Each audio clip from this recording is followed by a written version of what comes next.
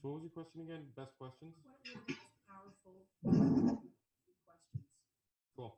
Okay, so our panelists today are Jeff Bayless, no longer Chelsea.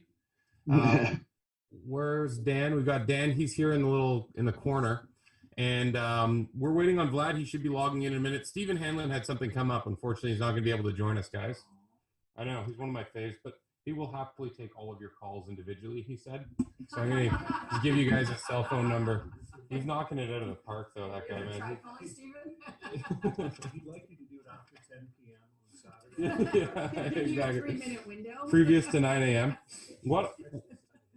Especially Sundays. Yeah, he's a big family guy. Loves family time. So why don't we start with sources? What are you guys having in terms of your best sources? For me, it's mostly agent referrals are easiest and best. So, the agents in the office, they're the ones out there working with the other realtors. They know who's got talent. So we get the best referrals from them. Awesome. I'm going to come back here because I want to be part of the team. Agent referrals. How about you, Dan?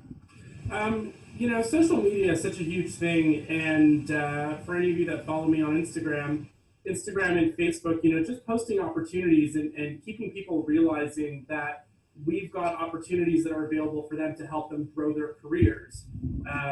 That's a huge thing.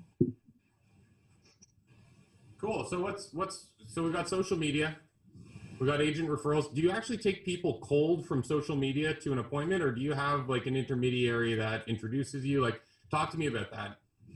I actually go in right for the kill. When I have people that it's actually my wife who monitors my Instagram. It's called Leverage. And so what she does is she'll take a look at who's been liking a lot of my pictures and who's been, commenting a lot. And we also have some analytics on that. And then what I'll do is I'll reach out to them and go right, for the appointment and say, hey, listen, I just want to meet with you and have a chat about your business and see how it can help you grow. Where are you contacting them? Is this on the phone, or you're actually doing it via social media? Via social media, direct message. Yeah, I do the same thing, Sean, right through Facebook. I'll contact agents directly through Facebook. The nice thing about Facebook is you can see when an agent is active, their little light turn screen beside their name, and you can talk to them live right on Facebook. I need to know what you're posting. I know it's not a selfie. So. What do you post? Oh, we just had Vlad join us. Everyone say hi to Vlad. Hi. Welcome, buddy. Thank you so much for being here. My pleasure. So, Vlad, we're just going to finish up this question, then we'll get you looped in, buddy. Yes, sir. Awesome. So, you guys will post on social media. Are you posting real estate stuff, or are you doing the 5-to-1? Like, what does your social media profile look like? What's an example of a post that gets attention? It's a mix of everything. A lot of times I focus a lot on the events because it's about giving value. So what is it that we can give that would be valuable to somebody who is seeing us on social media for the first time, or who's getting a little bit familiar with us? So definitely making sure that we're providing our agents with value. We'll boast a lot about profit share because that's unique. That's one of the unique things that we have to offer. And when you're recruiting for teams, if you are with Keller Williams, then profit share is a great way to introduce people to your teams as well, because they can start building that passive revenue stream. So we talk a lot about those things that are happening, and I try to keep my social media pretty personal. I'm not big, for those of you that are big listing agents, I'm not big on having social media pages as a rolling, I would say, accolade of all of your listings, because is that really providing value to the people that are listening to you? Awesome. Okay. So guys, Jeff, did you have something you wanted to add, or I'm going to introduce you guys now that we've got all of our panels together. For me as a team lead, recruiting becomes a lot about following the pack. So if I recruit an agent, I love to share that all over social media so people see that agents are coming to our office and our team, and it creates a buzz and it creates some mystery. Why are they coming? And, you know, hopefully the agents that come are really cooperative, and we'll answer some questions from other agents as to, you know, why did you choose to come to Solid Rock versus anywhere else? And if we can create that synergy of one agent building onto another agent, it really helps a lot in the momentum of recruiting. Cool. Okay, we're going to pause for just a sec, guys. I want to introduce everyone now that we've got our three panelists. So we've got Dan Chalara. He's from Montreal. Dan, can you give us the 10,000 foot view up of where you're at with your career as a TL and some of your fine accomplishments? All right. Well, I wouldn't call them fine, but it's it's been a really interesting start. I've been in the role for over a year now, going on a year and a half. And Montreal is a completely different animal, a completely different market. As you can tell, I am Anglo, so obviously, you know, we use a lot of the tools that we can to help recruit people. My goal is really to bring value to everyone that I meet in every relationship. So everyone that I'm going to come across, it's really not about a recruitment conversation. It's about what can I do today to bring you value to help you better the quality of life that you live right now. So I really focus on growing my leadership skills, on growing my coaching skills, and you know what? We always, I don't know if you've ever seen that graph of success looks like, and it's like a guy on a bike in a straight line, and then what it really looks like, and you see like there's a mountain and a lake and an ocean. So that's really what it looks like, because we're constantly learning. We're learning from every conversation that we have. So I just really appreciate the opportunity to be able to do that and to grow with all of you today. Awesome. Jeff Bayless, Solid Rock in Ottawa. Tell us a little bit about yourself and what's important to you about being here today. Sure. I was on an amazing team here in Solid Rock, and left that to take over as team lead about 7 months ago. Have had a phenomenal experience. My main focus as team lead is to help build our internal teams. I really am a strong believer that success in real estate is built around great quality teams. We've managed to attract some of the best expansion teams to our office in the country, and pretty excited about the whole ESO system and how that works. It's been phenomenal for our office, but it's a great chance for our team leaders to learn from other experienced agents from outside the market center. So loving the ESO, really loving helping our teams grow. We have some big targets for our teams for next year where we want to get them to. We do a lot of masterminding work, and we try and work together as a group to help each other grow. When it comes to recruiting, I think the leaders of my teams in-house are my best recruiting tool, because they're trying to grow and achieve their goals. So my goal is really to help them. Awesome. So guys, one thing that I just have to say before we introduce Vlad is how thankful we are that he's here, because it is Thanksgiving in the United States today. So he's being away from his family in order to contribute to our group. Vlad's got a pretty spectacular track record. He probably won't brag about himself as much as I want to brag about him, but he has won #1 for growth multiple years out of all of the Keller Williams 800 offices worldwide. He built his office from 0 to 400 agents in 35. Watch it. That's the camera. Don't touch. He built. Okay. No, that's okay. He built his office from 0 to. You got to put that back to me and make it straight. That's the deal. Okay. Vlad has built his office from 0 to 400 agents in 35 months, and he's widely regarded as one of the best recruiters in all of Keller Williams. So. Vlad, if you don't mind, now that I've made you blush a little bit, can you tell us more things about yourself?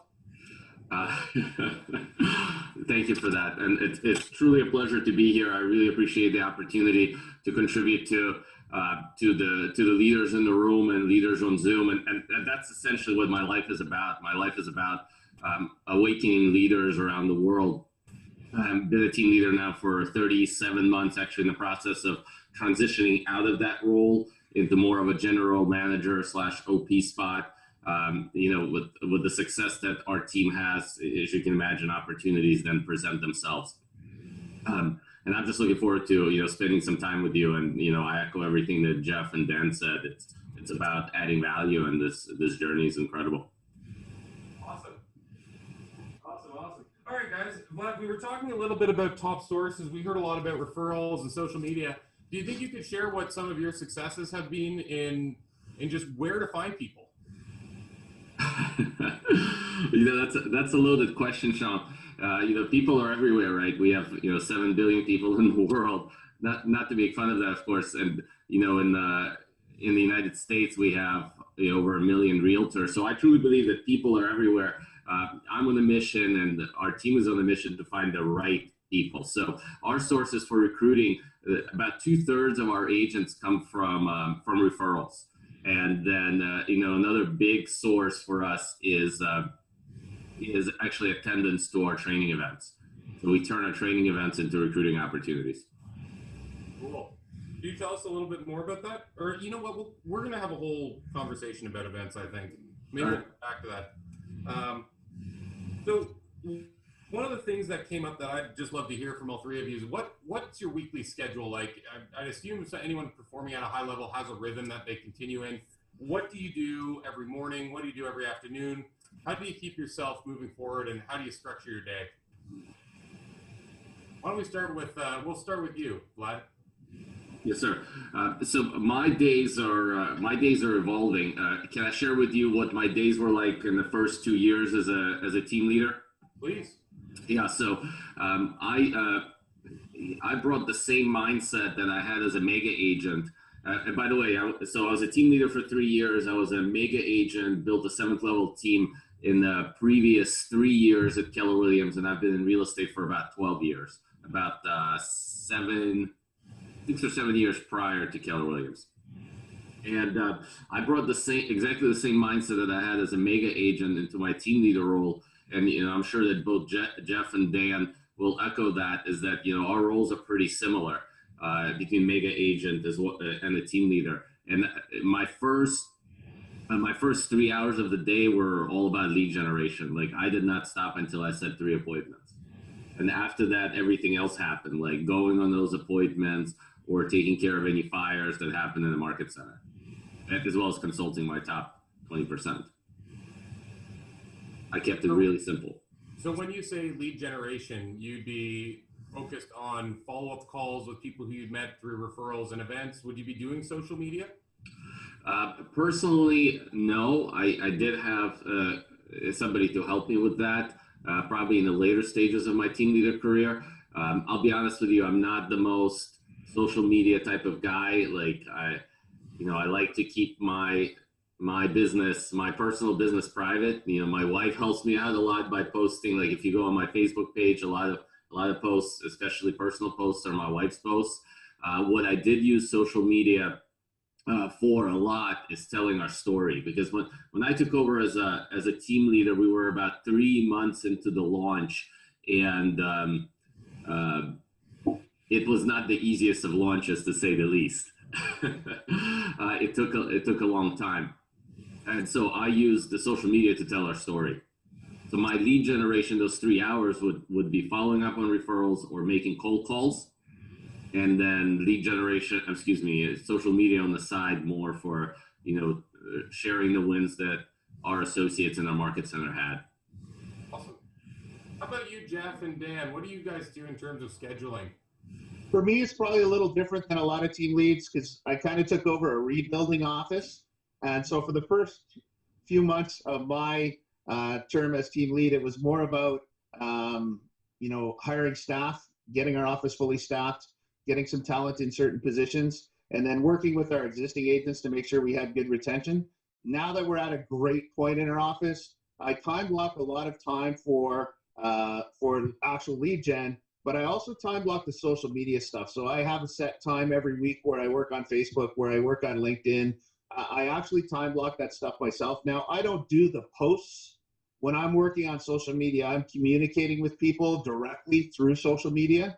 I just think it's a great way to get in touch in a non-threatening way. I do book probably 5 to 7 appointments a month directly through social media. So it's been pretty successful for me. But I do time block everything. I do a lot of training in the office right now. So we're developing trainers in our office to take that over as we go. But I do a lot of training. So I teach the Ignite and that kind of stuff as well. So my schedule is pretty busy. I get to work probably around 6:30 or 7 most mornings, and I'm here pretty late most days. So we're running full speed. Are you doing your lead generating and appointment booking at a certain time every single day, or is it fit in when you can get it in? No, it's time blocked. It's first, always first. As far as lead gen for recruiting, it's the same as for agents. I mean, if you don't time block it first, then all the other fires come up and you just don't get around to it. So for us as team leads, it's really important. And I think for anybody running a team, that should be part of their regular schedule is to focus some of their time on lead generation for recruiting, not just for listings and buyers and sellers. How about you, Dan? What's your day look like? I just want to add one thing about scheduling that's so important. If you really want to be able to stick to a consistent, proper schedule, there's no bigger tool that you can have than great leverage, because the leverage that's going to be around you is going to be the thing that's going to be supporting you and protecting your schedule. So, on a typical day, I will allow myself to do follow-ups between 8 and 9 in the morning. And then what I would do is I would go to book my first appointments by new people between 9 and 11. That's really what my objective is. And the only way that I'm able to respect that and the only way that I'm able to do that is when everybody around me is supportive and being able to take care of the things that they need to do so that I can just stick to my 20% and not fall back into the 80. Awesome. Okay. So let's talk about getting people in to sit down and having powerful meeting, getting people in under the premise that they're coming to interview to join your brokerage. And we're going to talk about doing it either on the phone or via social media or by email or whatever tools you might use to book the actual appointment. Can you guys give us a quick run through of what the first contact actually looks like? Why don't we start with, we'll start with you, Dan, since you were unmuted. Yeah. The first appointment, again, I like to always frame the appointment and make sure that we both have a clear expectation of what we're going to be talking about that day. The important thing for me, like I said when I introduced myself, is to be able to give people value. So what I do is I ask people straight up, what are you expecting to gain from this appointment today, from this meeting? And I'll often do that when I'm on the phone and actually booking the appointment and say, because I want to have that tie down, right? So I'll say to them, what is the one thing that you absolutely want to make sure that we cover? I'll take a note of it here and make sure that we absolutely get your questions answered about that. So we want to make sure that whatever it is they're doing, we're giving them value. And very often, some people will come to me and they'll say, well, my goal is to find out more about Keller Williams. And then I kind of have to stop them and say, I appreciate that. And I'm happy to answer any questions that you have regarding our company. The purpose of us meeting today is to really get a better understanding of who you are, where you are in your business right now, to see if we can find some common ground. When you're recruiting for your teams, your goal is to be able to find somebody that's going to be able to fulfill your needs and be the leverage that you need. However, on the reverse side of it, your role is to make sure that you're actually fulfilling them and what they need. Because if you're able to fulfill their goals, then you're actually going to get buy-in from the people that you're getting into business with.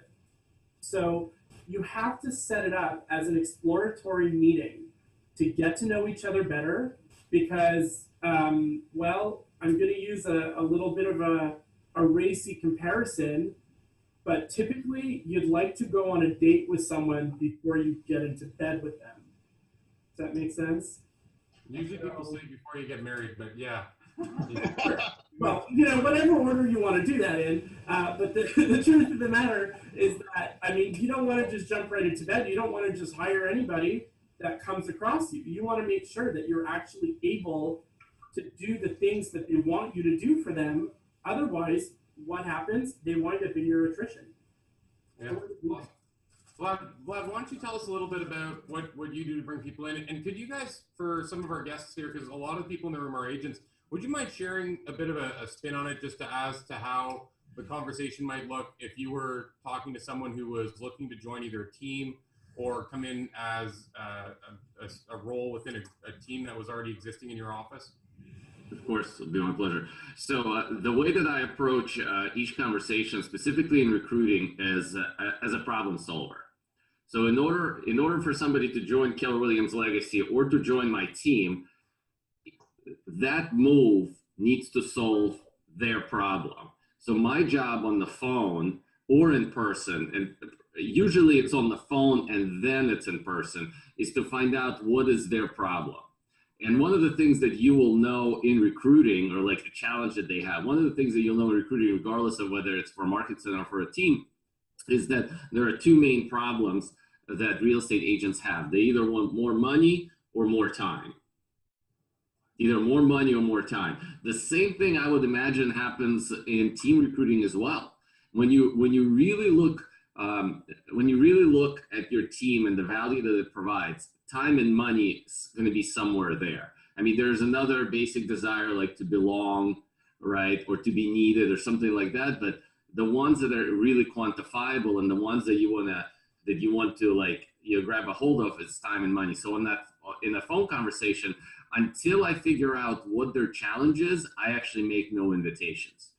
And one of the things I learned in the recruiting game is that people will share with you their challenges once there is a level of trust that's built.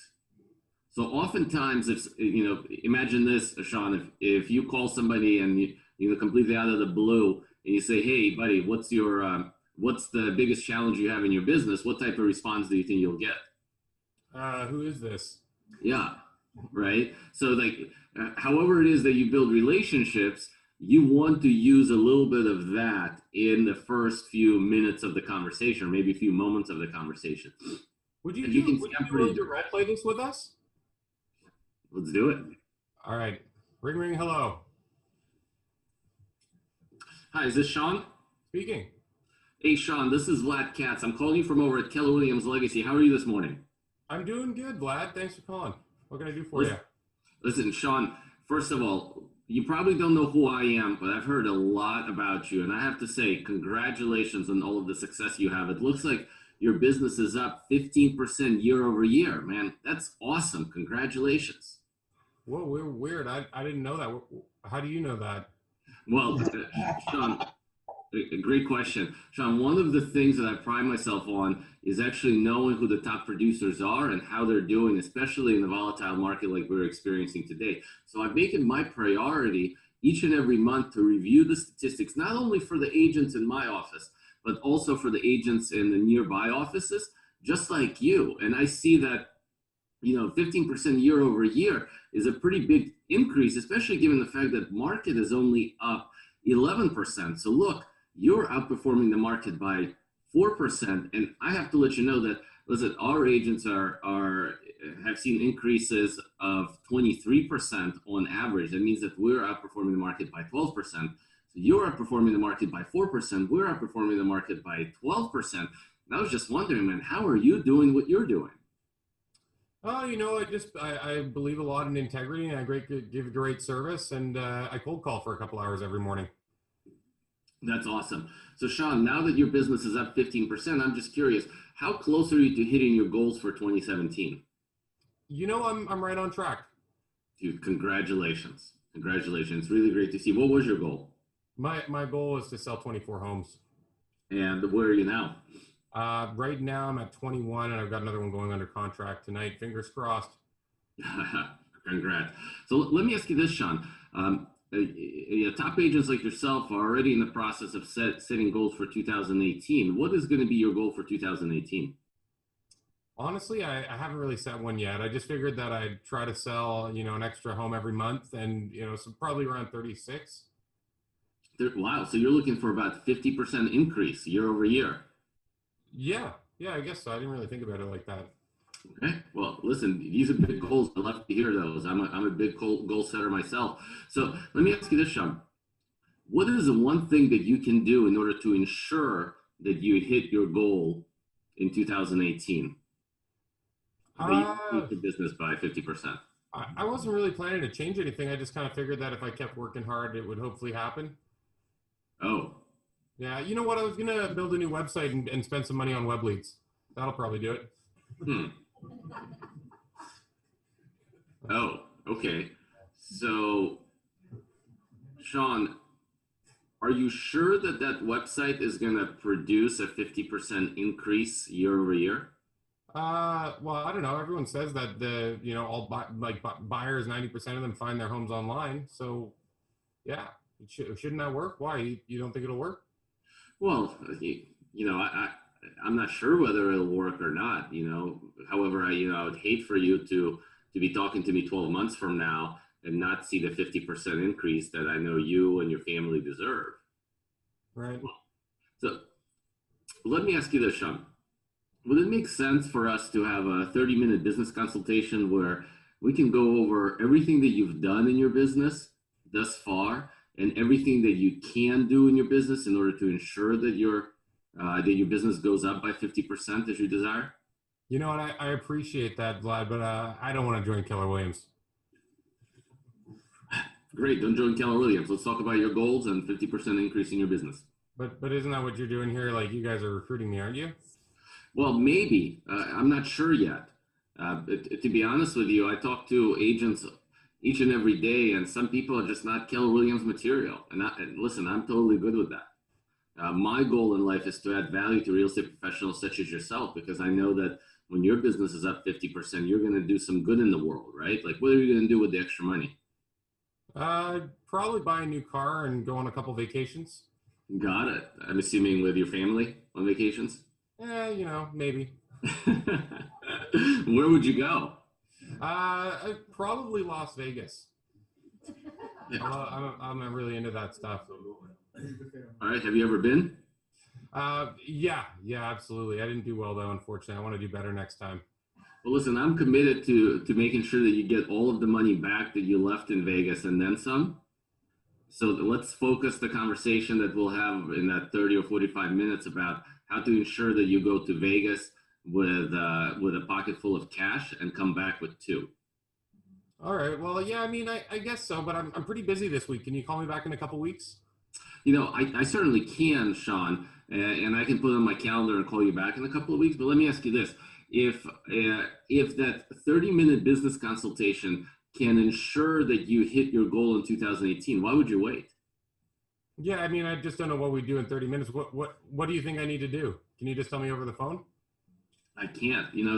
It's one of those things, Sean. If you called your doctor and said, "Listen, my leg hurts," would your doctor just prescribe medication over the phone? I guess not. Yeah. What do you think he would tell you?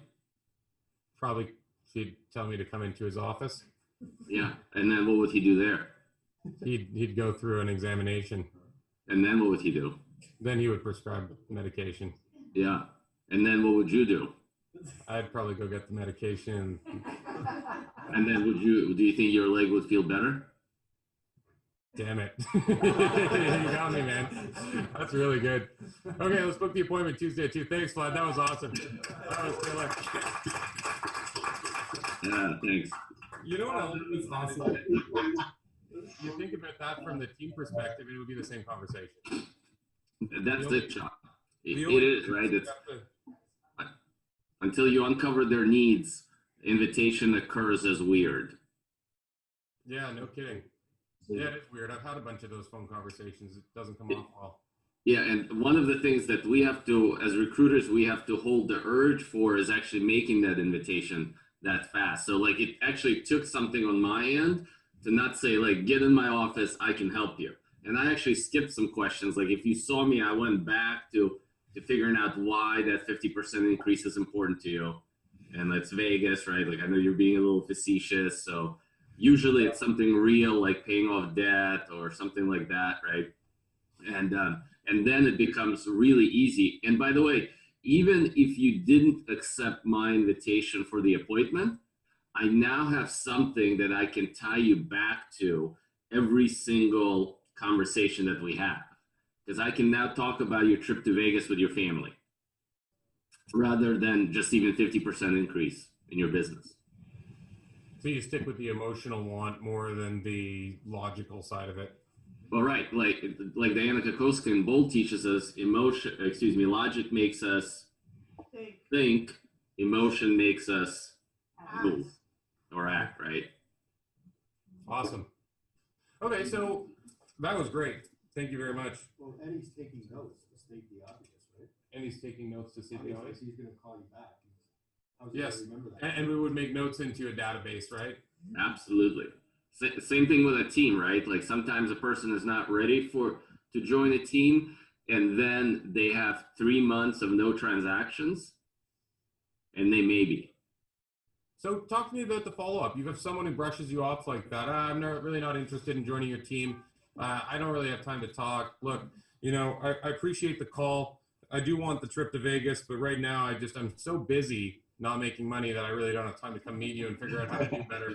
What would you say? You call them back, say a month or 2 months later. You've invited them to a couple things. They haven't shown up. What's the next call look like?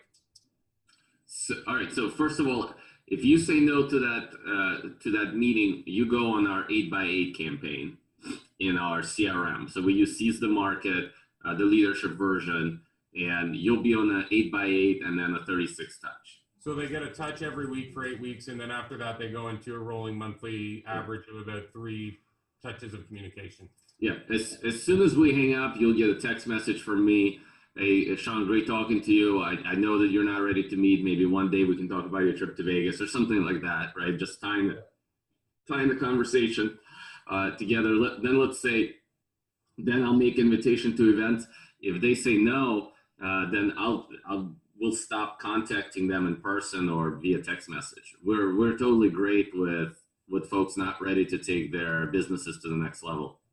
Okay, so at a certain point, you just don't bother. Yeah.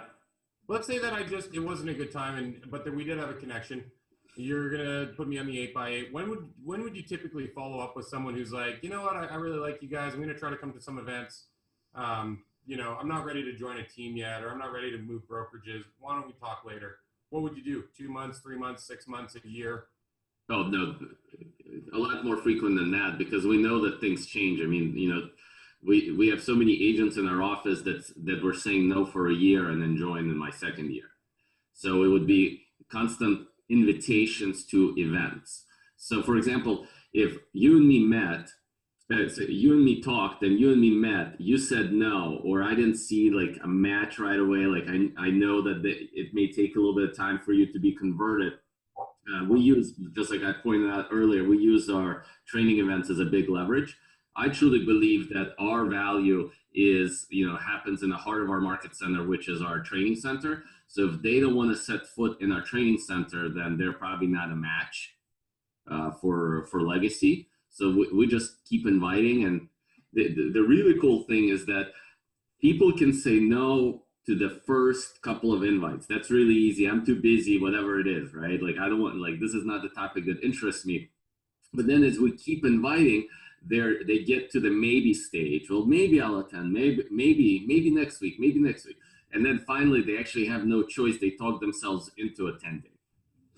So if I was recruiting to my team, one of the things that I would consider is like, all right, so what is the equivalent of my team's training event, or what is the equivalent in my team of a market center training event? And it could be a stand-up, it could be a weekly meeting, it could be a retreat or something like that, where I can invite a potential buyer agent or potential executive assistant to observe how the team is.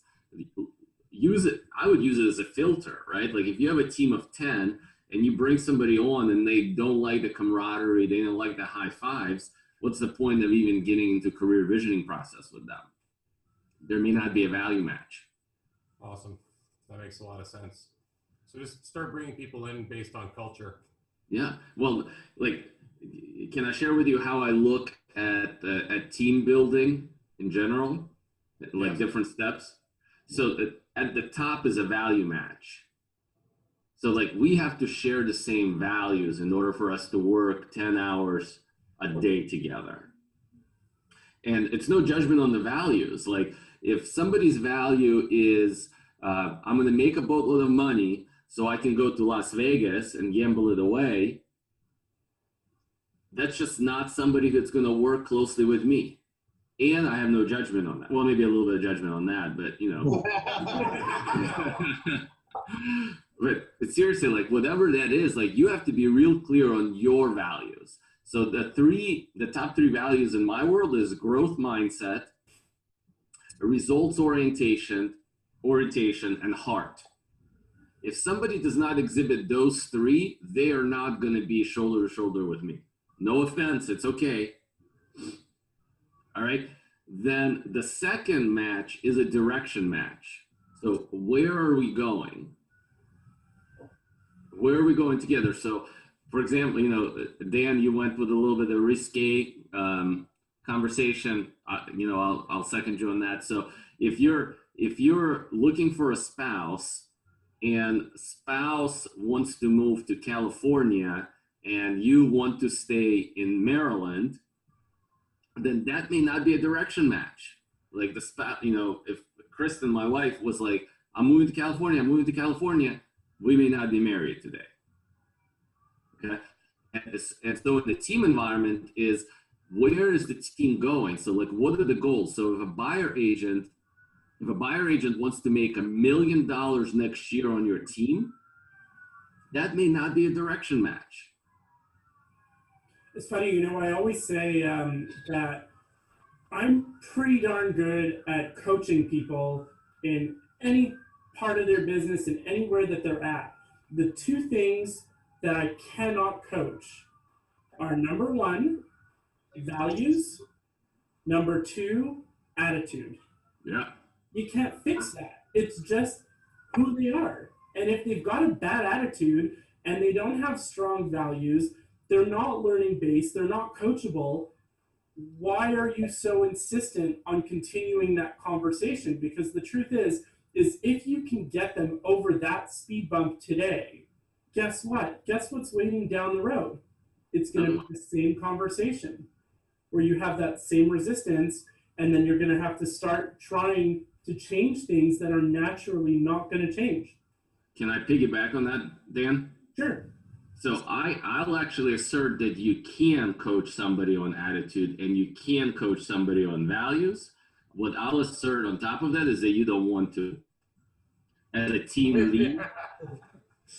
lead, right? Or as a mega agent hiring for the team. Like, why would you want to coach somebody on attitude or values? That's not an easy coach, right? Where you want to coach somebody is usually on skills. Yeah. Right. It's like trying to coach someone to be gritty. Yeah. You could probably do it, but you're just going to be trying to push them the entire way. Exactly. The one thing, Sean, the one thing I would add to all of that conversation, and Vlad's role play was amazing as a team leader. As a team lead recruiting for my team, I think it's, in my opinion, more about the relationship between the team lead and the people that are going to be on his direct team. For me, I would push for face-to-face really fast in that process. So my recruiting call would be much shorter than Vlad. It would be more about, hey, you know what, you've been recommended to me, you're a great agent, I think we might have a good fit, we might be able to work together and create some synergy and do something great. Do you have some time to meet for coffee next week, even for 15 minutes, just to get to know each other a little bit? As a team leader, you have one approach, but as somebody who's trying to build their own team, the key there is you have to meet face-to-face, you have to build a relationship. Your core values and the core values of the person you're recruiting have to match. You can't be out of sync value-wise, or it's never going to work. You can recruit a lot of people by giving out a ton of leads that don't share your values, but it's just going to create a nightmare for you down the road. If your values don't match, it's never going to work out long-term. You're never going to attract the empire builders you're looking for if their core values and your core values are out of sync. For me, it's more about the face-to-face. Get them out for coffee, get to meet them, get to know them. And when you're in that interview process, you know, you should talk 15 to 20% of the time, and 80% of the time should be you learning and delving into the character of the person you're sitting with, so you can uncover what are their goals, what are their objectives, what do they want, where are their shortfalls in their life. And then if you can fill those holes, then you have a good match. Now it's time to start talking about your value proposition, what you can bring to their life. That's awesome. So, guys, this segues well, because I think the next area that we'd like to go to is, we've got the meeting now. We've got a new recruit coming in. I'd like to hear a little bit about how you manage that in the pipeline, you know, confirming appointments, making sure that people aren't going to leave you waiting in the coffee shop or whatever. And then could you guys also give us a bit of a rundown of what your focus points are and how the conversation goes? And if you don't mind putting a spin, we know that you're recruiting to a brokerage, but maybe while you're talking about what you would do, let us know how you might alter it if you were in a team perspective. And if it's okay with you guys, I know that we only have Vlad for another 5-10 minutes. Would you mind if we started with you, Vlad? Don't mind at all. Awesome. Yeah. So maybe just take us through the meeting and the steps that are involved with that, and share what you would change from what you're doing currently if you were recruiting to a team. Got it. So the recruiting conversation in the market center for us, and because we're bringing on so many people, and for the last 18 months, I've actually been training folks on how to recruit. We're attempting to standardize as much of it as possible. So when somebody sits in front of us today, the way that the conversation starts is, Sean, thank you so much for being here. I only have two objectives for today. One is to learn as much as possible about your business and to see how we can help it grow. And two is answer any questions that you have about Keller Williams legacy. Where would you like to begin? Well, why don't you tell us just tell us what you typically would do. What do most people choose? So you'll get 50-50. Let's talk about my business or tell me about Keller Williams legacy. Regardless of what they say, we end up talking about their business. Because before we can make any type of prescription, we have to know where they are. Okay, so where it is that they want to go. Let's focus on the actual conversation, like the needs analysis side of it. So then it depends on the level of production. If it's a mega agent, we do a Gary Keller needs analysis where we figure out where they want to go 5 years from now and where they are today, and we create a visual gap for them, and then show them that they actually have no idea on how to bridge that gap. So it's centered around awareness, and then we prescribe solutions to them based on where they want to go. If it's do you do this on a piece of paper? Yes, either a piece of paper or a big notepad, depending on whether that's in my office or not. Okay, could you give us examples of some of the questions that you'd ask during this? Yes. So, all right. So, Sean, tell me about your business 5 years from now, and then you would tell me your production, right? The income that you want. And I'm going to drill deep and figure out why all of that is important to you. So you'll say, I want to make $1 million a year. Okay, great. Why is that important to you? You'll tell me so that, I can pay off all my debt, pay for my kids' college, etc. Right? And then maybe, feel really, really good about myself. And then we'll plan out what $1 million business looks like. I'll say, so what's your average sales price? All right, it's 300,000. So that means that you're going to need to sell X number of units. What does your team look like, Sean, that does $1 million? Well, I don't know. Okay, let's dream about that. So I have 3 buyer agents and 3 listing assistants. Okay, great. Then we'll go, all right, tell me how much money you have in your bank account. Tell me how much time you're working. So I will ask pretty simple but very detailed questions on help them become aware of where they want to be 5 years from now. And many mega agents, like folks who are producing 20, 30, $50 million in sales, have no idea, one, how they got there, and two, where they want to be 5 years from now. Like they are there by accident. So I want to get them really thinking about where they want to be 5 years from now. And usually they'll have big goals. So if somebody's doing 20 million, they'll say, I want to get to 100 million. Okay, great, because they see that they can do 20. And then we'll figure out where you are right now. So somebody who's making $1 million, wants to make $1 million a year. Once they say, all right, well, I'm making 150. Now in their heads, they see an $850,000 gap. Somebody says, I want to have 10 people on my team, and they have 1. Now it creates a gap. And where I operate is in that gap. That gap is real heavy. And it's really tough for people to actually be there. It's like, oh my God, I want $1 million, but I'm in debt. Okay? So does that help with the? Absolutely, it ties right into pleasure and pain. It's just yes. Like and by the way, if you're recruiting for teams, that also works. That also works. So tell me where. And by the way, it's a part. Some of it is a part of the career visioning process. Is the motivational. So tell me where you are 5 years from now, right? And here's where you are right now. If I can help you bridge that gap, would you consider partnering up with me? Yeah, but I don't want to splits. I don't want to give you half my money, Vlad. Can you repeat that, Sean?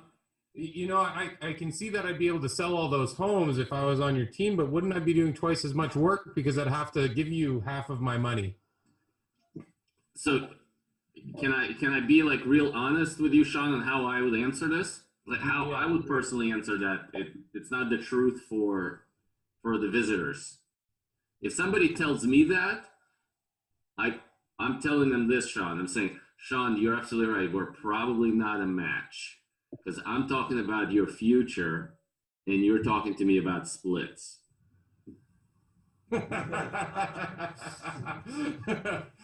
Oh, that's awesome. Can you give us a couple others? Yeah. How else? Oh, yeah, you know, I like it. I want to be part of a team. I want to be part of a team, Vlad, but you know, I don't want to give you half my money. There's so much there. You know, it's funny that you say that, Sean, because the way that I see it is I'm giving you half of my money. Can I explain? Okay. And then you go into explanation of how it is actually your leads and your admins and your leadership, and that you could be doing it yourself, but you're choosing to actually give half of your money to somebody else.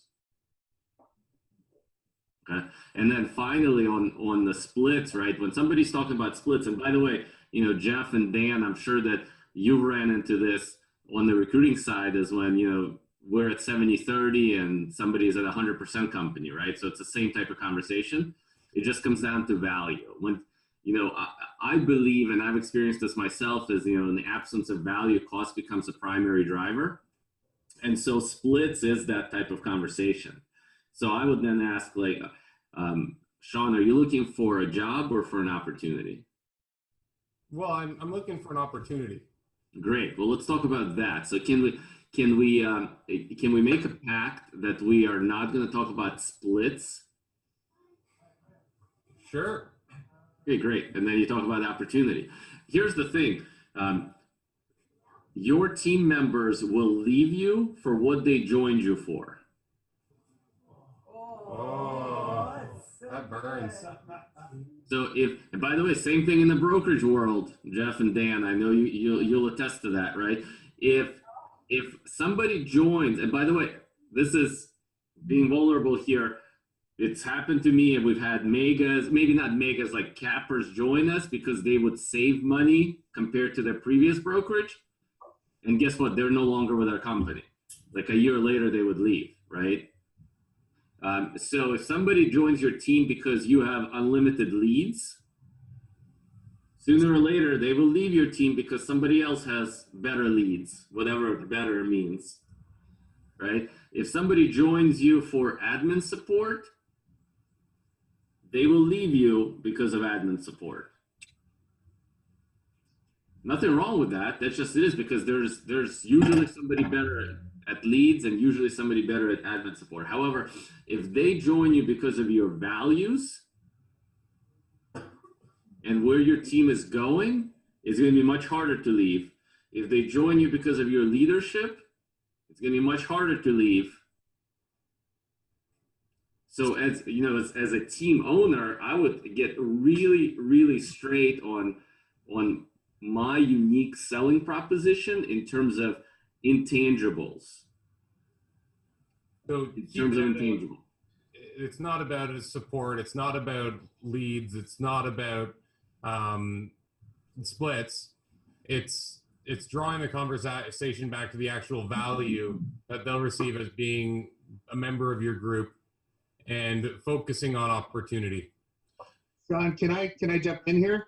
I think one of the mistakes that team leaders make is they're not clear on their value, or maybe they don't really have value beyond leads. And I think one of the things, if you want to attract empire builders and key employees and stuff, is you have to develop yourself and your team and your visions and your goals so they're big enough to attract quality people and give those quality people a home where they can grow into what they want to be. You know, the fallback thing is to say, well, I have leads to give you, come and work on my team. And what I've seen that attract in the past is then you get a whole bunch of, you know, you get a whole stable of monkeys with commission breath. All they care about is how many leads they got And are they good leads? And oh my God, I didn't follow up with that lead, so it didn't close it, and it becomes a mess. But if you're recruiting based on vision and goals and coming from contribution and adding value to their lives and helping them achieve what they want, the 50% commission conversation is mute. It doesn't come up, or it shouldn't come up. In my mind, if you're sitting with the prospect and they say, well, I don't want to give you the 50% commission, it's because they don't understand you and what your value proposition is. They're looking at it strictly like, how many leads can I get and how much commission can I make and how much do I have to give you? And that's not what building a team should be about. What building a team should be about is, how do I attract the right people to my team, and then how do I help them achieve their growth and their vision and their own goals? And if you're coming from that side, the 50% all of a sudden doesn't seem like a big hurdle anymore. Awesome. Okay, guys, we've only got a couple more minutes to finish up the panel. What do we miss from people in the room or from the video conference we've got going here? What do you guys want to make sure that we get out? Sorry? Vision. Talk to me about casting the vision. How often during the process of meeting and speaking with someone, is it something that it's all you talk about? Is it something that you have at a certain point? Can you talk about casting the vision? And then some. Yeah, and to me, it's all that matters, right? If you don't have the vision, if you're not casting the vision, if you're not sharing the vision, why would someone work with you? What you're looking for is you're trying to get buy-in from them, right? So by putting out your vision and putting that forward in front of them, you're really trying to help understand whether or not they're going to want to be part of this vision. And going through the whole process is going to, that's going to show up for you. I mean, look, we've got a beautiful, beautiful gift for you, and it's called career visioning. And if you go through the process, I mean, guys, this is totally 100% for you. Follow the process from A to Z, and everything that you've ever wondered about the person that you're getting into business with is going to be uncovered in career visioning. If you follow the process, you will know throughout the process, are they going to be a part of this vision, or are they completely off the path? Yeah. Just to piggyback on that, I would say let your vision be the magnet and the filter. Yep. Let your vision be the magnet and the filter. Now, the key thing there is you got to make sure you communicate that vision. If you're talking about, if you're actually as a team lead, if you're talking about leads, that's what's going to be a tractor and the filter. If you're talking about, like, in my market center, it's transforming lives to real estate. On my real estate team, it's the emergency room for real estate, because all we deal with is distressed transactions. It attracts a certain type of individual. I also want to add something. I want to piggyback again off you, Vlad, and I want to add something about leads. So the thing about leads is a lot of people will want to join teams as a natural sequence of them not being able to or not wanting to lead generate on their own. When you have a team and a successful team, it's really important that the people that you're bringing onto your team are not only going to be benefiting from the leads that you're getting, but they also have an obligation to lead generate to grow the team. It's not all about them just handling the leads that you have, but it's also about them being able to grow the team. So growth happens in two ways. And what I explain to them is pretty simple, and say, listen, we've got leads for our agents. The truth is if I only give you leads all the time, I'm actually just bringing you the fish, but I'm not teaching you how to fish. And I want you to grow so that, when you want to get to where you want to get going, we've been able to help you through that path, and we've been able to help you grow to an extent that you're actually self-sufficient, that you can, to show you that you can actually do this from A to Z. So it's not just about giving them leads, it's about helping them understand that they need to lead generate, and they have standards. You need to be strong on the standards. And that is like the most important thing that you can have on your team, because if you don't have standards, then anything is a standard. Okay, so one thing that I think would be fun just to wrap up, because we really appreciate you guys and we want to be respectful of your time. You've got someone who agrees with you through the entire meeting. Yeah, you know what, this makes sense. I should be on a team, or I should be at this brokerage. I really like everything you guys are doing. And they're maybe a high C personality type. They're a little reluctant to move. Can you guys share with us your favorite cheeky closes or just powerful, let's get started kind of statements that you would use just to push someone forward?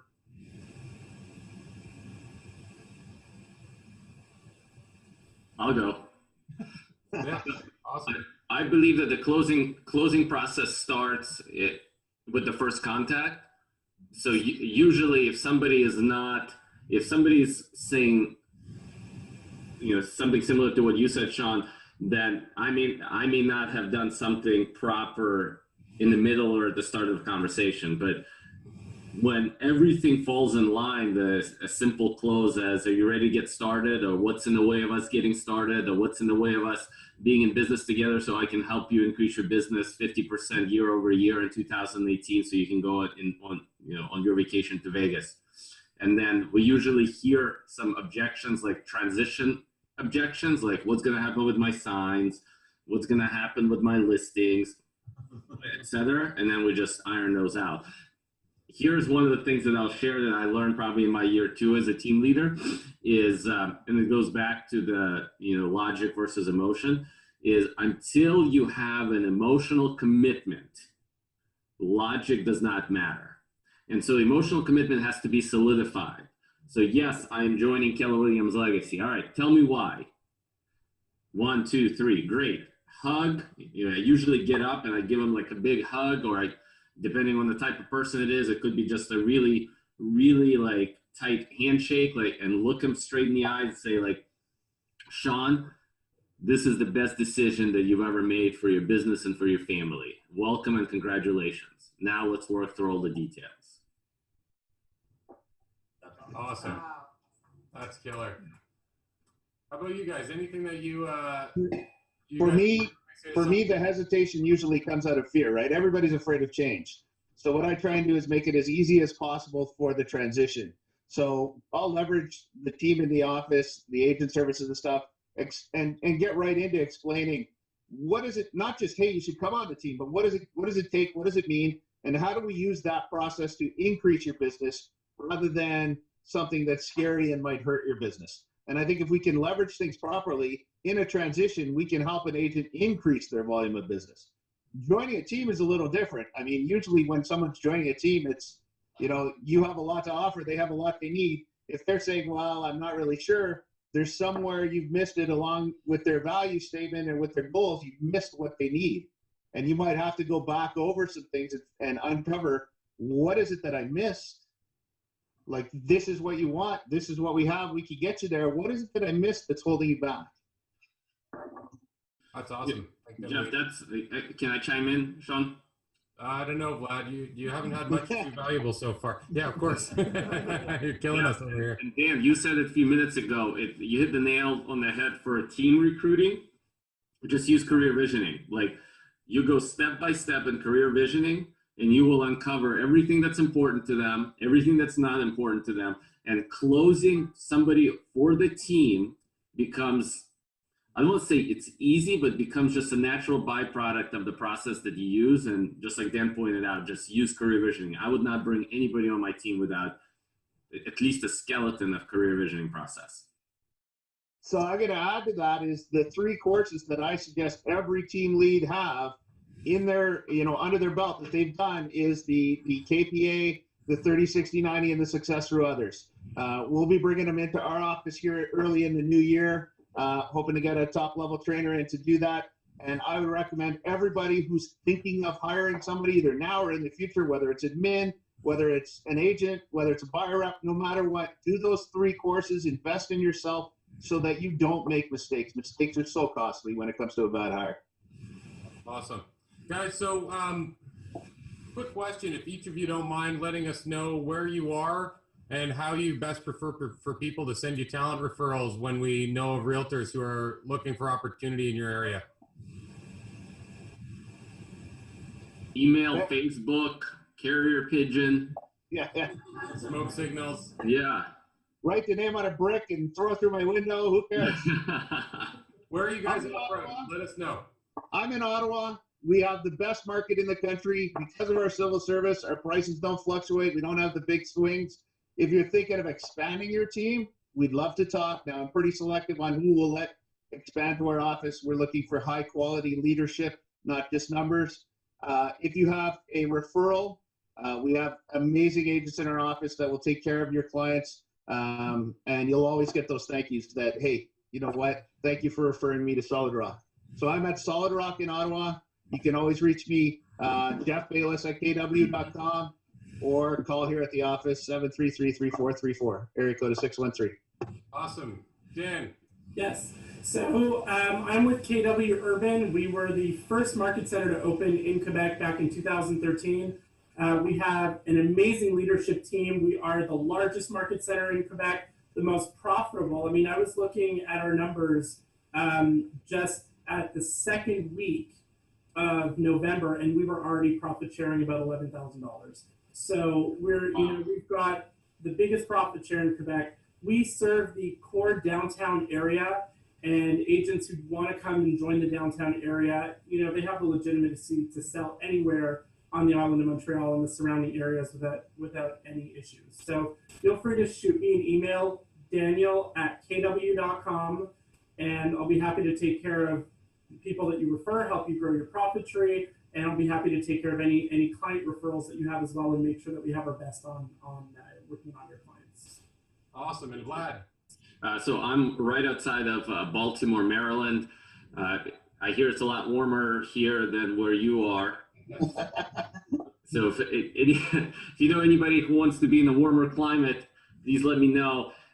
We're in the process of launching another market center. We just got the market center number 4, and then in conversations with a couple of other market centers that are existing in the Baltimore area, and potentially partnering up with them. So in particular, however, we're looking for agents from regardless of Canada or United States, of course, who have realized that even though they enjoyed their hard to sell, they are really looking forward to using their hard to serve. We have a huge leadership culture here at Keller Williams Legacy, and one of the things that we do at a really, really high level is developing leaders that can go out and develop other leaders. So, anybody from anywhere that's looking to grow their leadership lid, Baltimore, Maryland may be a great stop. And the way to reach me is Facebook or vlad@kw.com.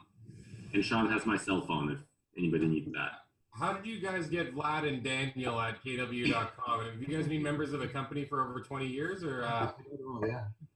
We're just real special. Yeah, no, you guys are real special. Guys, we can't thank you enough for being here today. Thank you for the opportunity, Sean. Thanks for the opportunity. Really appreciate it. We're going to continue masterminding for another half hour. Anyone who wants to join us is welcome to stay on Zoom. We're going to take a minute. We're going to reshuffle all the seats so that we can all see each other a little better. We're going to talk about what we learned. Thank you so much, panelists. Pleasure. I'm going to grab a glass of water, guys. Let's all just kind of face each other and we'll talk about what we got here and what we can implement.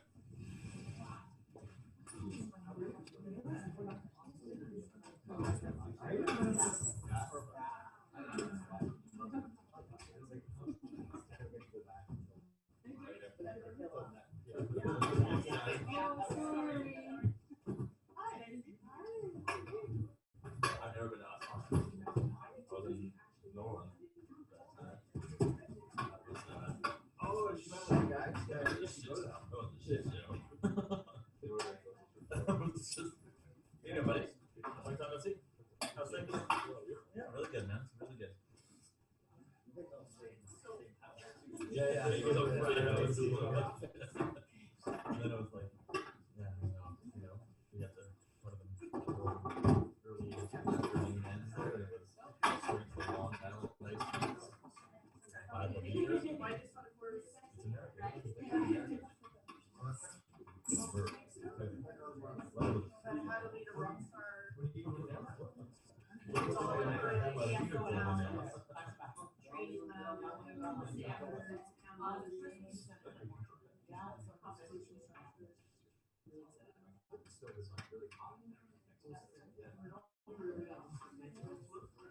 you? My mom did. Good. I want to talk to you about your best because it would be for my No kidding.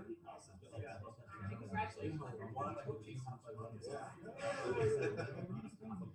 fantastic. I know. I'm excited. Chat.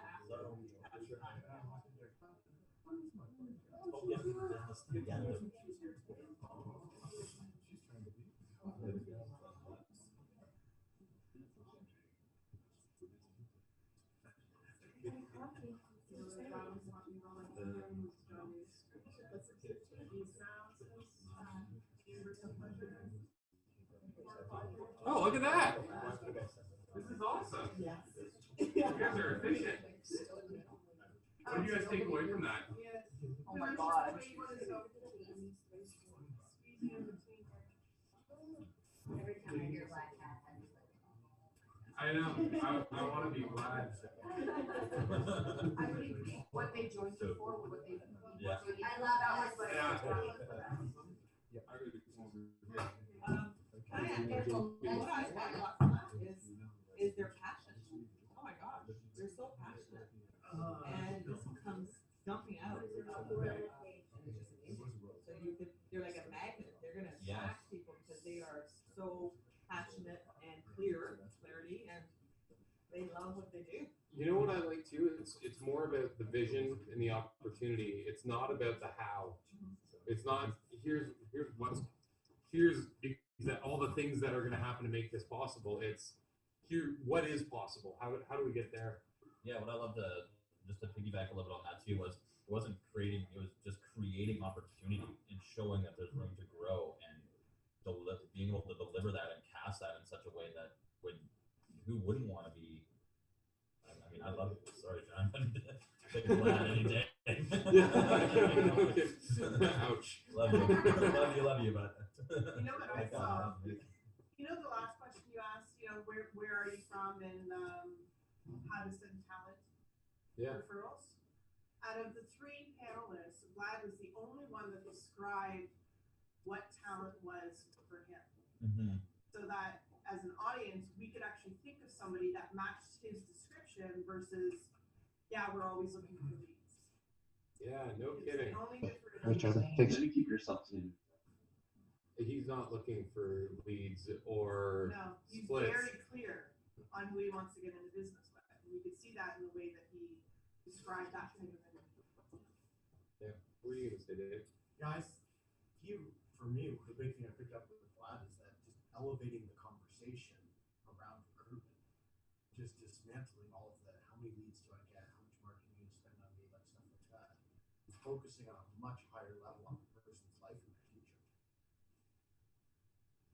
Yeah, absolutely.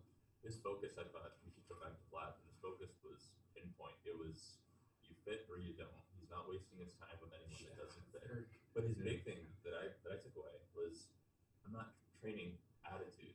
I'm not training mindset. I'm training skills. If you don't have a good attitude and you're not where I need you, see you later. Like, and that's I don't know. Is it me when you're ever tried to force someone's attitude and get in the right place? It's exhausting. It's impossible. It's like trying to train someone to work. Well, you'll get it back for a little bit, but then you lose it again. It's Right? a constant fight. But if you're training skills and someone's got that great attitude, like it makes things much easier. And even if they're not performing, they're a lot nicer to be around. It's true. Yeah, everyone's gonna have a bad month. At least you want to keep them when they're. What I loved is that Jeff and Daniel's experience and Vlad's were all that they were in agreement with most of the things that they were everything they were talking about. So it's just like obviously they've all experienced the same thing. They've all figured out how to get beyond and bridge the gap. And I love the fact that they're talking about gaps and all that stuff. And I just thought that all of the three of them were they're heading in the same direction. And they might have a different language, a little bit different, but ultimately they all have the same message as how they were doing So it. can I back that up? And so as a relative newcomer to KW, what that speaks to, from my perspective, is how strong our systems are. So when you've got three TLs who are all almost like cookie cutter the same, and they're all getting incredible success, and they've all got the same message, and there's some slight variations, but it's so similar. Did you notice? That speaks to how strong our systems are, our training, our coaching, consulting, and that really is in all areas. So if you look at an admin person that you want to bring on, you're going to know that they're going to get a strong system, strong coaching, and so every position in our company, we get that support that's so strong. And that's one of the things that I got was like, wow, it wasn't really far off of all of the teaching. In fact, it's pretty much exactly all of the teaching that I've had from Stephen Hanlon and Sunny Dalgett, who spent some time helping me out. It's all exactly the same. So stay on track with exactly what you're hearing. I think from, obviously I have a different perspective being a maths coach. I'm not an agent and I don't sell. But listening to all of them, they all had the same core within them. Because I heard, There's the so focused regular, around values. yeah, and then, the recruiting scripts, they all had their own way they used the scripts, and yet the core recruiting scripts were all in what they were saying. The same models were in what they were saying. The 4 quadrants, pain versus pleasure, creating a switch cost, the questions that they were asking, all come from various scripts, models, and systems that we use within Keller Williams to help them get to that level. And yet it was all natural, and yet everything was scripted, and it didn't come across that way. That's the power of the systems and models we have. The question that popped out for me was really an interesting one, because we talk about values all the time, and we've just seen examples of how important that value proposition is. And the question I ask myself whenever I'm at a mastermind thing is, how well am I doing at that? And could I, in the same 30 seconds, be as succinct in communicating what our value proposition is to a potential outsider as I am at being able to tell them what my business goals are, what our numbers are, how to get to those numbers. So there isn't always the same clarity. Values tend to be this internal thing. And sitting around a coffee table, we can usually, pretty well communicate what those are, but it probably takes a little bit of searching to get to it. And it's such an important business piece that I don't know, even if we went around the room, how many people are super confident that in 5 seconds they can say exactly what their core values are for their team, for their business, their big why, any of those kinds of things. So I'm going to go back and really look at that and say, how do we drill that down into something super powerful that can be communicated really easily? Thanks, Philip. What were you going to say, Mark? I was going to say, how many people have actually gone back to their team members and said, why do you value us? What is important for you being part of this relationship?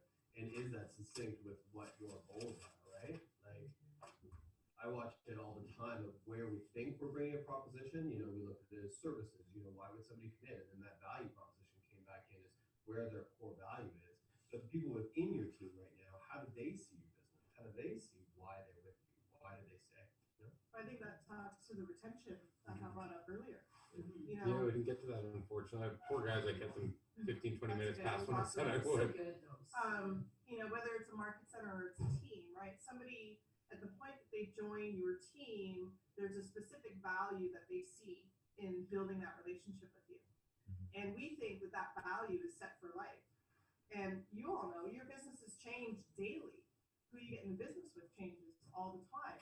So the value that they joined you for may not be the value that they're going to stay with you 6 months later. So how often do you actually check back into that conversation and reconfirm or reconnect that relationship? I think that's where a lot of teams fail. Because they don't go back. You're looking for the new instead of sustaining or holding who you have, right? Keeping your retention. And I think that came back to a lot was casting the vision every day and sort of just, keep reinstilling that why we're here, why we're doing this. I don't why think we do that enough on we our don't team. at all. No, I don't think we do it enough at all. Nowhere near enough. Yeah. They join because of belief and hope, and they stay for leadership. Yep. Right? That's because of their stay. And what we stop doing is having $500,000 conversations with them. We get them in, and then we stop having those vision conversations, those opportunity conversations, those $500,000 conversations. Yeah, I think we're sort of focused a lot of teams are more focused on the weekly, the numbers, the goals, the motivation, the keep pushing for numbers and sales, as opposed to what the grand plan is. How many people have something to do with vision or value on their 411? Right? And that would be a No key kidding. thing to try to introduce. How many people have How many that? people have 401? Yeah. Yeah. How many people concentrate on putting their numbers in front where their team members actually don't give a shit about the numbers and they more care about the other stuff that's influencing them on the day to day, right? Our visions aren't necessarily their visions. I think what you're saying and what you were saying are basically the same thing. If you're going in and you're having those conversations with team members about what their dreams are, I mean, if your dream is to sell 20 homes a year, that's utopia for you. Fine, help that person sell 20 homes a year. Emily may want to sell 40.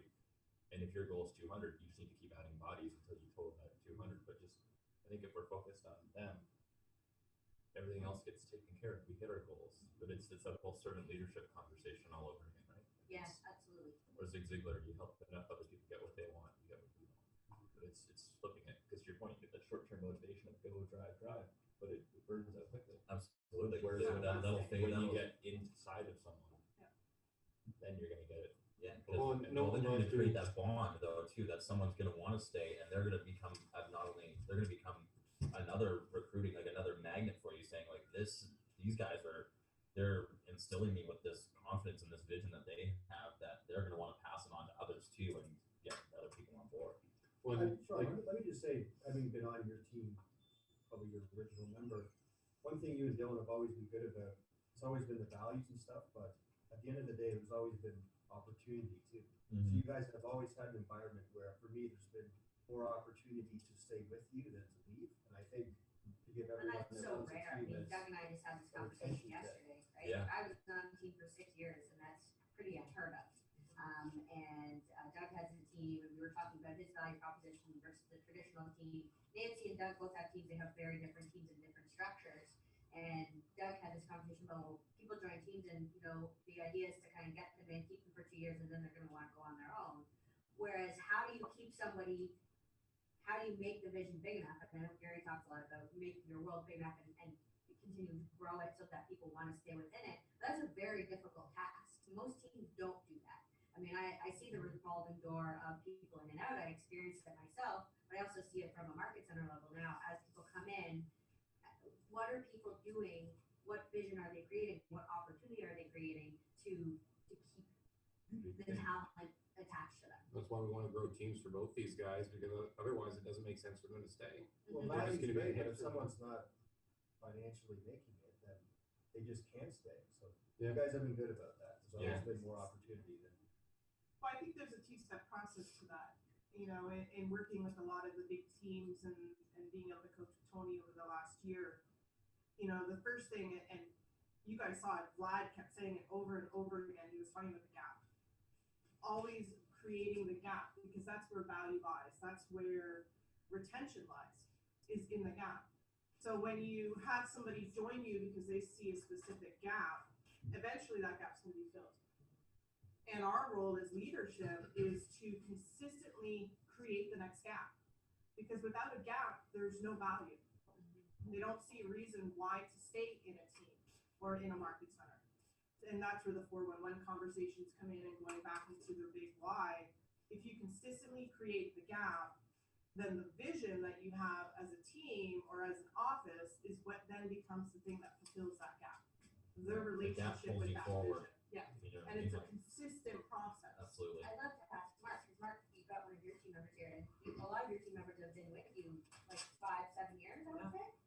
They like hanging out in gorgeous houses. Yeah. You see this guy's inventory? It's sick. Are you guys having value vision conversations often? Are you always trying to create opportunities for them? How do you keep them? I think throughout the business is why would they ever leave is sort of the question that we always pose. What would make it better for them not to be a part of the team? And I think the family that we've created. For sure. I think the services that we provide as well for our clients, they value a lot, and which makes them want to stay longer for sure. But then that second guess is, selling on services and on value of why they stay. We haven't had any turnover unless we've asked somebody to leave, probably in 5 years. Wow. Yeah, Uh, 5 years. I would say, unless we've asked them to leave. What's he doing to make the opportunity so great for you that you never want to leave? I don't mean to, can I answer that? I actually don't think it's what I'm doing at all. I think it's what the team does for each other. All right, but you're the leader, so you tell me what. I don't think there's like one specific thing. I think, like you said, like everybody on our team in whatever role that they're in, is treated equally, and everybody loves everybody, and it's literally like family that we have. And I don't see anybody ever leaving anytime soon. It's the camaraderie, it's For the sure, trust, it's the the environment, support. for sure. And everybody's got everybody back, and we're all there for each other all the time.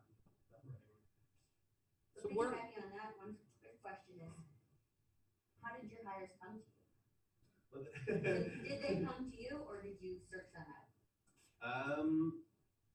We've only done, James and I actually been chatting about this in regards to admin staff and so on. Most of the time it's just people that are friends that you know, somebody chatting, a friend of a friend has been most of our hires. As we try and grow the team, that recruitment aspect of it, I'm trying to work on. So, you know, how do I do that better? How does that become a part of my job?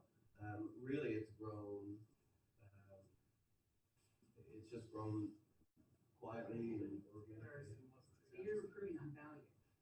Like One on values, on values. Yeah. And if somebody doesn't fit That's the all we mold, talked about. Yeah. if somebody doesn't fit the mold, Mhm. it changes. And we're like, our shop is 18 people now, and half agents and half support staff. And Mark, what do you think were some of the things that you did early to build that culture where everyone's got each other's back? You said the word family when you talked about the experience on your team. What do you think were some of the things that contributed to that? I think if we ever needed to, we're there. Like, if I needed to stage, if I needed to drive the truck, if I needed to do a showing for somebody, like, we each got each other's back. Except once I didn't, he got so we were both really. So drinking together. I actually laughed. I'm like,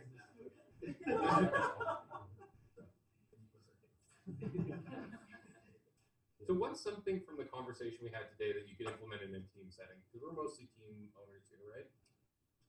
What stuck out?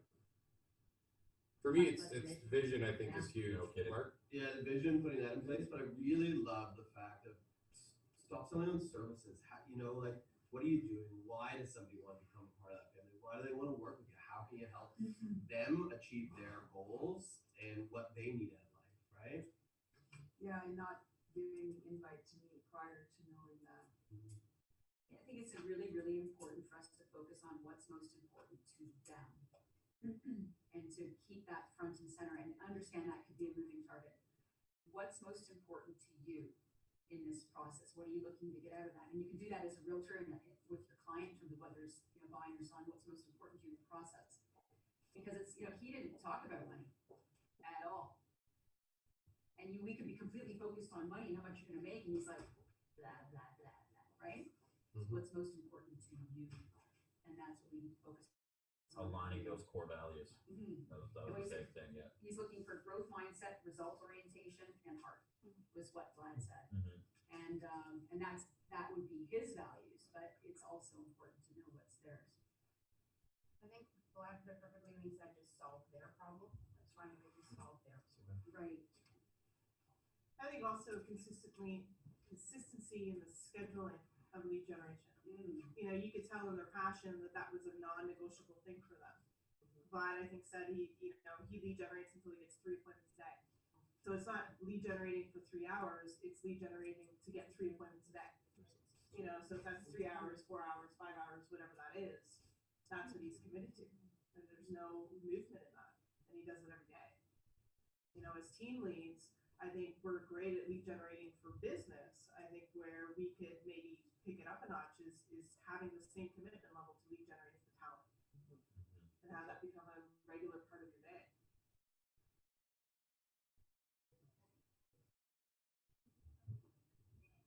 What else? What is Not it? even an uncomfortable silence. No, we were all just like, What oh. does that conversation look like Yeah. with your team? Is that something you guys focus on?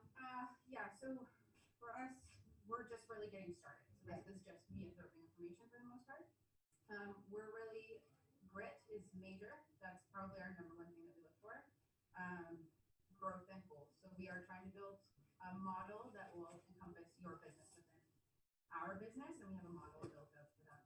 On top of that, it's building a family-oriented like team, and being there for one another is a major thing. And then growing relationships with everyone, whether it's our community, our team, our families, our business, our market center, our country, whatever it is, it's building those long-lasting relationships. Now, I know you're the operations manager. Who do you have here with you today? Is this admin that you brought with you or agent? Caitlin is running another small team that's just getting started. Awesome. So she's with me, and Chloe is actually my co-op student. So I brought her just for the opportunity for her to hear kind of how this. I love having the other side of the team, right? I mean, there's a lot of team leaders in here, but there's not a lot of admin. And you come to a lot, you show up a lot, and it's awesome to see and hear your point of view because you guys are kind of the grassroots. We're a little different. I think Sheldon's pretty much handed the business to me, and he's just going to deal with sales and agents, and everything else is my responsibility. So, Yeah. For those of us who don't know you, who are you? My name is Rebecca Tucker. I'm out of Hamilton, KW Complete, and I run the Wilson Road. Thanks for making the drive, by the way, guys. That's awesome. So a couple of key points that I wrote down that I really liked was let your vision be your magnet and your filter. I thought that was really strong. And I think it also really good was your team members will leave you for what they joined you for. Those were two really good ones. Who took really good notes that they wouldn't mind sharing on front seat? Because I was playing with the microphone the entire time. No, that's there. Okay, we'll talk. Yeah, we both have. Even if it's chicken scratch, just take a picture or like scan bot or whatever and stick it on. Would you mind doing that? Mine are tight, so we can just add yours if you want. Good. Yeah, I got it. I love the idea of the filter part of the vision. Like let your vision be your magnet and your filter. And I think about some of the people who I never really thought would fit in our group that we said, sure, come take a seat and Dive into the water. We'll try making calls, we'll see if you float. And lo and behold, surprise, surprise, they didn't, Well, you once said to me, because this was when we were, I don't know what stage of team building we were in, you said that you can hire 3 to see the one that's standing, standing in the water, swimming. And for us, we've got to hire 1.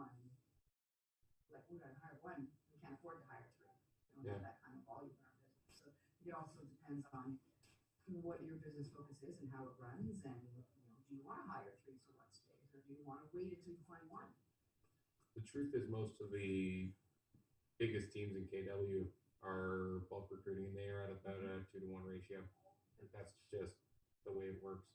One of the problems that we had too with career visioning is if I go through literally the 12 or 15 hour process and then learn that someone doesn't like cold calling, I just Move that question to the screening interview. oh no, everyone loves the idea of cold calling or doing their So oh yeah, sitting there for 10 hours a week. I'm gonna do what it takes, absolutely. I've got big dreams of Sam Crandall of the world. She was gonna be our prize pig until she learned that she couldn't get up before 10 a.m. like all the other ridiculous stuff that I think from the outside in, from a team leader perspective, just watching you over the 8 months that I've been doing this, you have very much changed your approach to who you hire. Yeah, big time. You want to talk to that a little bit? You were throwing a lot at it. It was just like anybody would come in and see if you could handle cold calling for a week. I don't know what I've changed, honestly. I've just I've gotten better at the process of describing what the job looks like. I think I'm blunt with people about the fact that they're going to create the majority of their own opportunities. Like if you're expecting to come on my team and receive a bunch of leads and not contribute, then we're not going to be a match. I tell people that it's going to be really hard when they join. Expect your first 3 months to suck. I can't. And the other thing too that we're trying to really help people understand now, because I brought some people who just ran out of money before things start to land, is that with people, our consumers have a cycle that they go through. Even if you get really lucky, and day one you sign a listing or sign a buyer rep, which probably won't happen. Even if that does happen, they're still going to take 2 to 3 weeks to get serious, another month to shop, and then 2 months to close, which means that money isn't going to show up for 90 to 120 days. You need to know that. Now, you could go do this on your own, and that would be the same consumer cycle. No one can change the cycle of purchasing and selling real estate. That's just something that exists. Sorry, James. And what I can do, though, as a team, is I can put you in an environment where when it does start to land, it's going to be a stream instead of a trickle. So Can I speak? But you're talking about obviously a new agent, right? Yeah. Someone like Mark, you've attracted people to your team that are more experienced. How did you do that? We've done both newbies and our question would be, who do we want? I think it comes back to the talent. When I talk to somebody, I say they have to have 6 months to a year in cash flow or be able to, sustain to make sure that they can go through the ebbs and flows. I let them know that it took me 2.5 years to get ahead of cash flow, and we started off really great. Do you guys use an allocation for it? Like, do you actually have them define what that means to their world? Because I find a lot of people really don't understand how much money it takes them to survive on a monthly basis. No, what Celine, my wife, has done is pulled it down into to help our agents. When they start, they'll do, we'll ask, we haven't done this in a while because we haven't had a new member in a while, but, where the understanding what their cash flow is, understanding that, so we'll break it down in a spreadsheet of groceries, all of that kind of stuff, where their money's going and how much it actually really costs them to live. Okay, awesome. Sort of what their burn rate is. Yeah, that's awesome that you do that. How many teams do? Has anyone ever done that exercise themselves in the last little bit?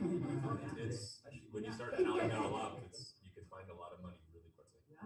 Or you find out where a lot of money goes. Well, that's Yeah. Damn I paid- LCBO. It's like the green light, red light, and we're like, why did we really listen to that money? Yeah, the green light at the LCBO is just constantly on. I don't know. Tape that switch out. Back to who you hire, right? Who is like we went to an Apex meeting with Remax with top teams, leaders, and sort of how do you recruit? Who are you looking for? Are you looking for somebody on the up spike? Are you looking for somebody on the down spike? Are you looking for are you looking for a superstar? Are you looking for somebody in middle? There's all these different kinds of questions on who's going to be right, who's going to be a right fit, right? How do you create sustainability and long-term vision? Why somebody would not want to leave you. So they talk about the 3 types of talent, right? There's potential talent that hasn't done it yet.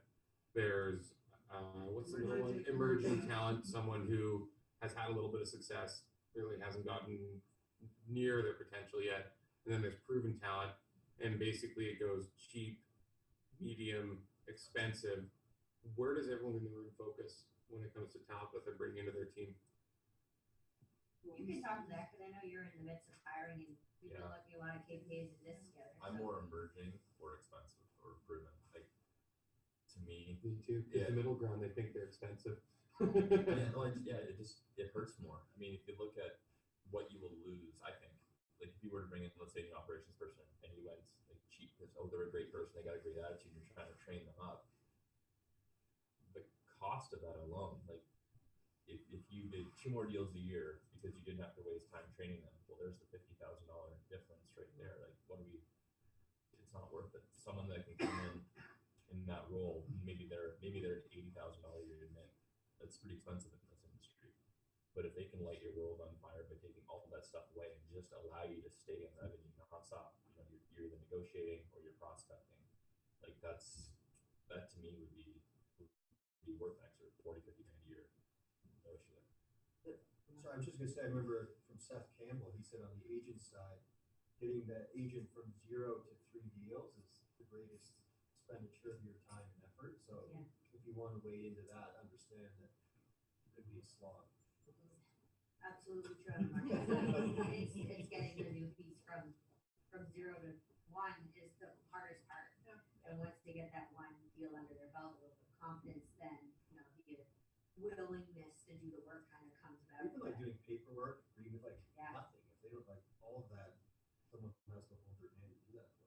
it's all the new learning. It's all this, the clauses that you think, or the things that you think of that are just like second nature to you. Like, Yeah. why wouldn't you do this? But they just look at you like, I never even thought of that, and you're kind of pulling your hair out. Like there's so much knowledge that I think we have that we forget that we have. We just assume people will do that right thing. Booking a showing. Yep. Literally, like, you know what I mean? Opening a lockbox.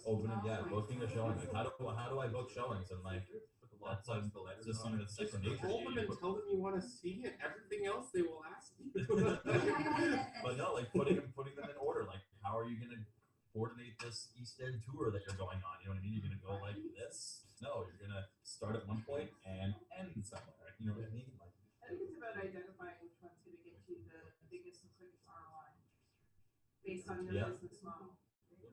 You know, because I mean, at the end of the day, that's the purpose of building a team, right? Is increasing the ROI. So, you know, generally I hear emerging a lot of times when looking to get into business with other agents, and that's because it's got that sweet spot where you're not starting from the very beginning. So you're bypassing that whole piece of it, which doesn't cause a huge strain on your training when they come onto your team. And they also haven't developed bad habits yet, where you have to retrain. they're still like moldable. Yeah, they're still moldable. Mm-hmm. So it's an easy transition in, and you start to see a quicker ROI on that business relationship. For sure, bad habits are hard to break. I'm gonna deviate just a quick question because we've all been talking about recruiting as team leaders, as team owners. But there's another opportunity here, and that's recruiting in the office too. And it's interesting. I made a conscious decision. We're talking about some funny things. I made a conscious decision about 4 months ago that I wasn't going to send Emily a referral of an agent because I have quite a number of listings. I get calls invariably daily. Where's the lockbox? So do you hide your lockboxes to get No. the phone ring? No. That's the point. Like, well, I'll tell you where it is. How's your business, by the way? Well, I look up that information. That's the point. I mean, I just consciously made a decision that I will not refer that person, whether they do a deal or not, to Emily. Because They're asking about the they lockbox. can't find a goddamn lockbox. I don't want them. The hard part is the front desk will tell them exactly where it is. It's on the front door. It's on the side door. I like that though, because I love nothing less than when someone comes onto a team, or you haven't even. I've had people on my team who've done well or get into a slump or something, and you'll be doing like a get back on track kind of coaching session with them. You know, where are you? Where did you mean to be right now? What do you think is causing your gap? What would it take for you to be back on track? And they go, I don't know. And you're like, I can't be everything for you. Yeah, you can't. You can't coach ambiguity. Yeah. You can't. Yeah, you can't coach ambiguity. Sean, I'm sorry, we have. No, I think that we're running past anyways, guys. This was awesome. Thanks everyone for being here. Thanks.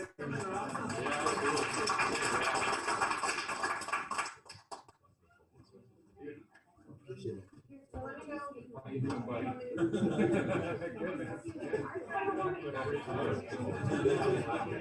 Yes. We're cool. I love you. Yeah. Are you for real? Hey, Jay. Good to see you. No, you were in. You're going to do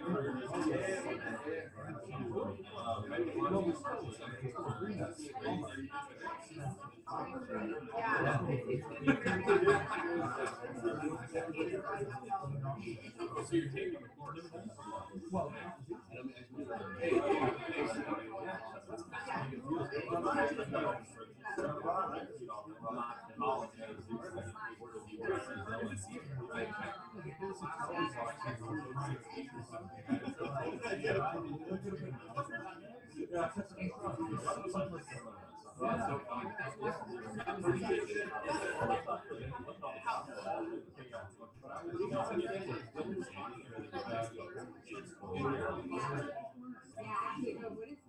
He's literally the best you could possibly be.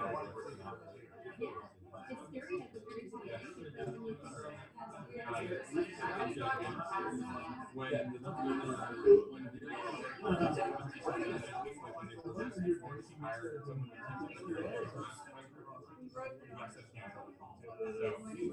Cross your fingers and use by far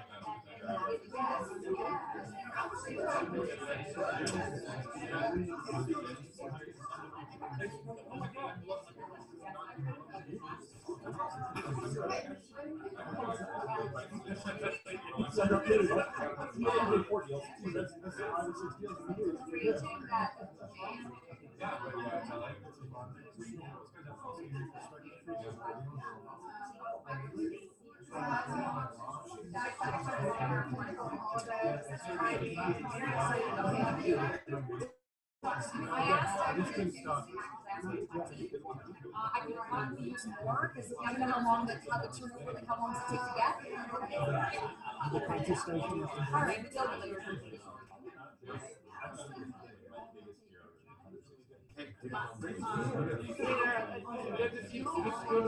Yeah, absolutely. I just gotta stop the meeting. It's still going. Yeah, that was like, I really appreciate